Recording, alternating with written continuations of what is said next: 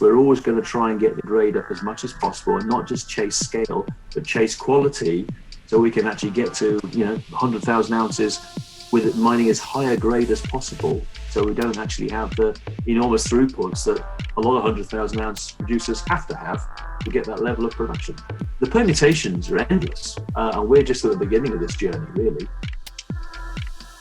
Welcome to Crux Investor. We spoke earlier today to Mike Hodgson, who's the CEO of Serabi Gold here on AIM with assets in South America. They had a great year last year, trebling their share price and looking to double their output with the acquisition of Coringa. Having recently restructured their finance through Greenstone, they've been able to take out Sprott and also pay for the acquisition of Coringa to Equinox.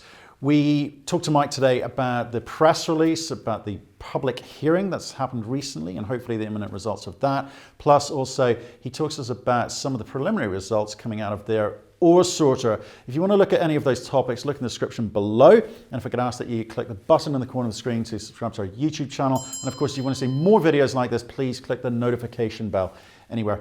Let's hear what Mike had to say. Hello, Mike. How are you, sir? Hi, Matthew. Very well, thank you. Good.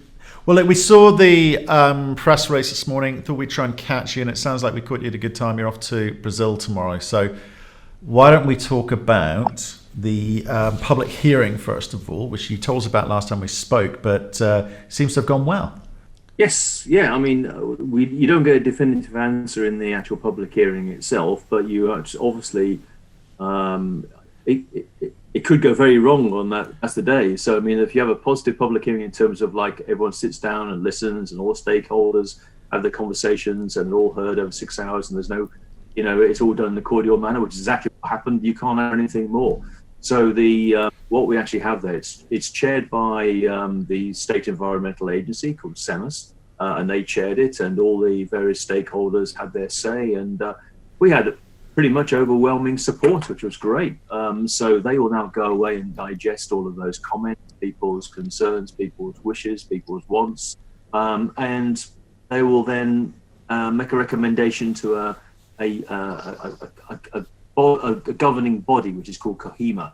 They're the guys that actually ultimately either ratify it and take it to the court. So they'll listen to all of the, let's say, all the comments and concerns, and they'll come back hopefully with an LP for us. We hope within the next sort of 6 to 8 weeks. That'll be a great result. So we're delighted to get it done so quickly. Okay, it slipped a bit compared to what we hoped for that. We do have to remember we've had to live through all of those tailings dam problems of 2019 with Brumadinho and how that affected everybody in the mining industry in Brazil. And to actually get the EIA resubmitted in public hearings early in 2020 and seemingly gone through with such positive in a positive climate in a way, I think we did a really we're very pleased.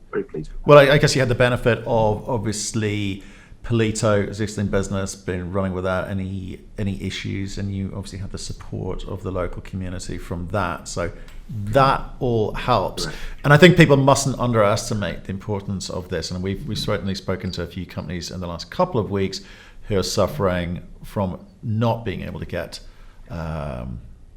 through the process, as it were. But let's talk about the ore sorter, because I've watched a video which kind of explained it all to me, and we'll put the link up above here now so people can go to that. Can you tell us the impact? You've been running it for the best part of a month, and it seems to be delivering quite well. Of course, I'm looking at some numbers here. So you fed in 1,266 tons, and you've identified 1,076 tons of waste. So that's significant. I mean, those numbers aren't really terribly indicative, but I'll put them in there because we switched it on just over a month ago, and we've been putting through some pretty minuscule tonnages, and we're just playing around with it really to try to sort of find the sweets. And we're using different types of ore. Some of the ore is actually sort of more massive sulfide ore. So really I put those numbers in there to show people, hey, it was a pile of rubbish, basically, sub-economic, very uneconomic material. We passed it through the ore sorter, and we just pulled out 200 tons at like 7 grams, and the rest of it is a big pile of waste. And that just shows what this thing can do. And the video shows it. It's going in, it's crushed material, which is 80% waste rock. And if you look at underground, if you just eyeball that, you can see, well, hello, 80% of that face there is waste and 20% of it is a band of ore.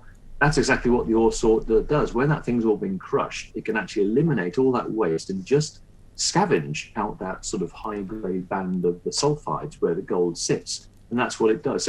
So I think we can see straight away it's great at just scavenging out sort of the ore out of the waste. And we won't put our best material through it because it's not an exact science. There's always going to be losses. Like, you will get ore going into the waste system and you will get waste going to the ore system. But I think the best way of describing it is a waste remover. That's what it is. It's a waste remover and it's an ore scavenger. So we are only really using it at the moment, and will be only using it until we've got this absolutely nailed. We'll only be using it on our lower grade waste ore development, which is where we're just driving along the vein and it's the most diluted materials. That's the material all the waste rock in, and it's great for just recovering the ore out of that material and not having to pass all that stuff through the process plant, which up until now has been completely constipating our process plant with this material. So if we get rid of that, first of all, we save ourselves just by getting rid of that material and going from 500 tons a day at 7 grams to 400 tons per day at, say, 9 grams. You're going to save yourself about $1 million a year in cost, which means the payback of this machine is about 18 months. But more importantly, what it'll do will liberate 100 tons a day of free space, which we can then use again to add more high-grade ore, make our little process plant produce, instead of 40,000 ounces, which you can do today, the same plant with the same size and throughput can do 50,000 ounces. That's the beauty. That's really remarkable. But it doesn't actually identify gold per se, does it? I mean, explain to people what it's actually doing. They can watch it in the video, but I thought it was interesting too. Very, very important distinction. When you look at that video and you see that yellow shiny stuff, people, I would be very excited if that was a band of gold. It's not. That is a band of sulfides, mostly chalcopyrite, which is a copper sulfide, and pyrite, which is an iron sulfide. And all of our gold is very fine grained, contained within those sulfides. So our ore source has two methods of actually differentiating between ore and waste. What you're always after with any type of ore sorting, whether it be diamonds or, as we're doing, gold or whatever, you need contrast between your ore and your waste, sharp contrast. So it won't work terribly well on a disseminated ore body. On an ore body like ours, which is very sharp, it will. So what it's actually doing, you crush it down to about a quarter of an inch, half an inch, you can see there, an inch to half an inch. Then you pass it through either color sorter or an X-ray sorter. So let's take the color sorter first. In our case, as you see on the video, pink based and the rest is ore. So you can just simply say, right then, I want to collect anything that's not pink. And it will just literally identify any stone that's not pink and throw it off onto the different belt as you saw in the video. And the pink, the granite, will just fall off the edge as waste.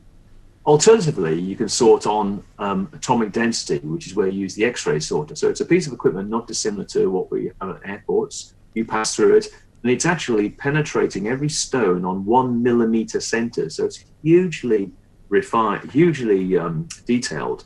So, and it's a 3D sample. So every stone gets analyzed for a percentage or its atomic density. And of course, the granite rocks are much less dense than the sulfides and the ore rocks. So again, there's a big contrast in density between what is the ore and what is the granite. So again, we can sort on X-ray as well. And if we really want, we can't do it at the same time, but we can. We haven't tried that yet. But what we can do, we can sort once on, say, on density, save the pile, and then you can pass the pile again and sort on color. So the permutations are endless, and we're just at the beginning of this journey, really. But we've just simply by sorting on X-ray, it seems to be brilliantly separating the waste and pulling some more out of the waste. And the closing shot of the video, you see that little pile and the big pile. We pulled that little pile out of that big pile, and before it was just lost in that big pile. Yeah, no, it's amazing. We were talking to a lot of companies about bringing ore sorters in to improve their productivity and throughput. As you say, the savings are or can be immense. You had a great year last year in terms of the share price. So obviously, shareholders, the share register must be quite pleased with your performance. I know you're excited, obviously, about the ore sorter here, but you're obviously more excited about bringing Coringa into production. You're off to Brazil tomorrow, you tell me, before we started the call. What are you going to do? Well, we're closing in on our sort of 3-year. We're redoing it. We're updating our mine plans and our resource estimations. So that's basically what I'm going down there to actually sort of oversee, have a good look at that. We've got some exciting drilling going on at Sao Chico. I just want to make sure we can get as much of those results into this resource estimate. We've just there will be an update coming out too. We've had a very couple of intersections on the further step outs yet.